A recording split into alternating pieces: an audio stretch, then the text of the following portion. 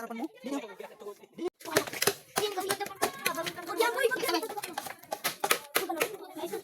Oh, yung iba kung bigas, hugasan mo na bago ilagay sa loob ng kawayan ha. Hugasan pati yung loob ng kawayan.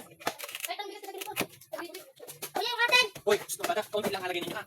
Para hindi masayang. Para hindi nakakasayang natin.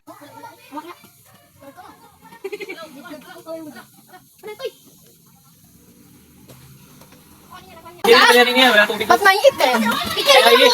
Lagi din yan. Nasama na natin din yan. O, lahat ng group ay titikim. Para pag may lasa niyan, hihilat ka. Ayun, sige lang. Oo. Uy, isang tubig na isa na yan. Mamaya.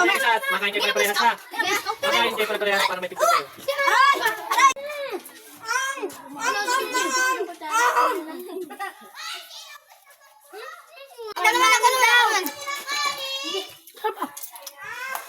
Sir, malagkit na kanin daw.